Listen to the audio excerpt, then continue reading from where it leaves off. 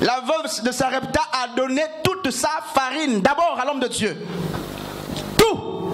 Et si c'est dans notre époque là, l'homme de Dieu, on devait dire le pasteur est gourmand quand même. Comment il peut me dire, fais-moi d'abord à manger le peu là. Elle dit, il ne reste qu'une poignée d'huile et un peu de farine. L'homme de Dieu dit, non, donne-moi d'abord.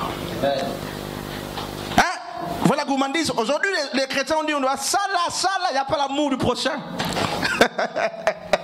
Oh non, ça. Il n'y a pas l'amour du prochain. Et la Bible dit que l'homme de Dieu insista, elle la veuve. On parle de veuve pour montrer combien elle était déjà pauvre, démunie et faible. Elle va prendre tout. L'homme de Dieu d'abord. Et là, c'est sous inspiration de Dieu. L'homme de Dieu d'abord, il a mangé.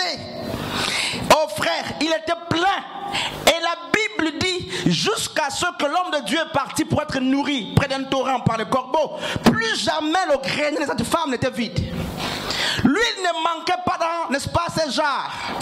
La farine était toujours là. Écoutons frère, ce qui se passe. Abraham se lève. Alors, pour aller donner une offrande à Dieu. Ce qui se passe, c'est que l'homme de Dieu, ce n'est pas un pasteur qui dit à Abraham que Dieu veut d'Isaac. Et Dieu n'a pas demandé l'enfant de quelqu'un d'autre à Abraham comme offrande. L'offrande doit toujours être personnelle. D'abord. C'est pas une affaire où tu veux faire un prêt pour donner l'offrande. Non, non, c'est pas ça. C'est pas une affaire où tu as beaucoup d'habits dans la maison que tu ne portes plus. Ça te sert. Hein? Ça te sert. Les frères qui aiment faire ça, les soeurs, que Dieu vous pardonne, n'est-ce pas? C'est un péché. Des habits usés.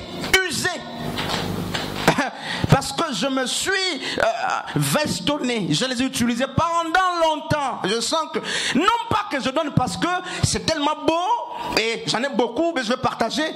Parce que ça m'arrive plus. Et ça m'arrive plus, ça devient un déchet pour moi s'il n'y a personne d'autre pour le prendre. Et parce que ça m'encombre la maison, j'appelle le frère. Viens prendre. C'est pas l'offrande. Prenez tout ça là. Frère, vous qui avez fait ça là, demandez pardon à Dieu maintenant là. N'est-ce pas? Voilà. Tu as beaucoup d'habits. Quand tu vas les acheter là, mais achète aussi pour le frère. Tu as 5 vestes que tu aimes, tu viens d'acheter. Pourquoi tu dois d'abord porter ça avant de donner aux autres? Et tout le monde t'a vu avec ça. Parfois, je dis pas que c'est je dis pas que c'est mauvais, mes frères et sœurs, frères. Pourquoi c'est toujours ce qu'on a déjà utilisé qu'on doit donner? Comme Melchisédek avec Abraham, dans Genèse chapitre 14. Le grand Abraham aussi, Genèse 13 à partir du verset 2, dit qu'Abraham était riche en argent, en troupeau.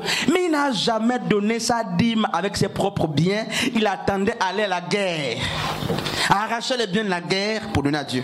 Bref, on n'est pas sur ça. Voici les grands qui à un moment donné, nous laissent dans l'interrogation. Abraham, riche, n'a jamais pris son propre argent qu'il a travaillé à la sueur de son front pour donner à Dieu. À Melchisédek plutôt, ce jour-là. C'est les biens de la guerre, les biens d'autrui. Il a vaincu le roi, nous dit Genèse 14. Il a arraché les biens. C'est ce qu'il a donné. On n'est pas sur ça. L'offrande, frère, les marques de la véritable sémence.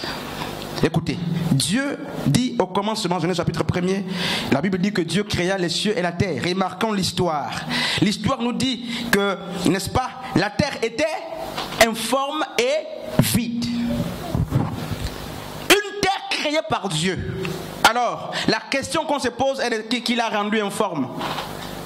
Qui a rendu la terre informe, puisque Ésaïe 45 dit Dieu n'a pas créé la terre pour qu'elle soit vide et informe. Qui a rendu la terre informe et vide? Beaucoup de vies sont informes et vides.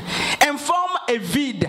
Informes et vides. Et quand c'est informe et vide, on parle du tohu-bohu. Pas de sens. Une vie sans sens. Il n'y a pas la métrologie. Il n'y a pas la géométrie. Il n'y a rien.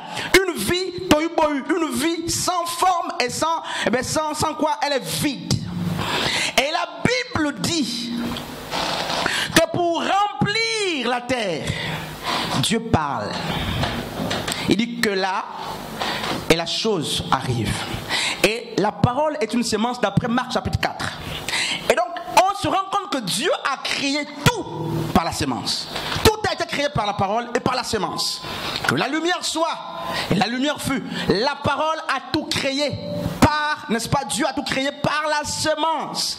Écoutons frère, je ne sais pas si quelqu'un me suit, mais Dieu a tout créé par la semence. Et si nous sommes à son image, créés sous son ombrage, on devrait comprendre que nous aussi, en tant que coproducteurs, créateurs, on doit créer par la semence. Emma Anne, Dieu a tout créé par la semence. Et nous voulons créer par les prophéties. Non, on crée par la semence. Bref, frère. Alors, qu'est-ce qui se passe? On se rend compte que l'offrande que Dieu demande à Abraham, c'est son propre enfant.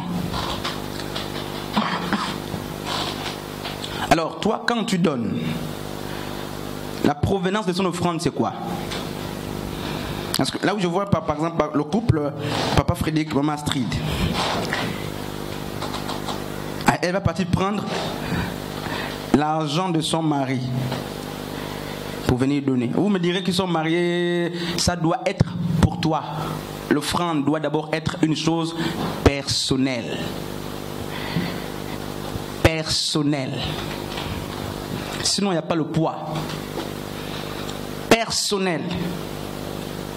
Et Abraham se lève. Il n'a pas dit à sa femme. Il n'a pas dit au berger, aux serviteurs qui étaient autour de lui, frère. Et d'autres disent non, c'est parce que la femme parle beaucoup.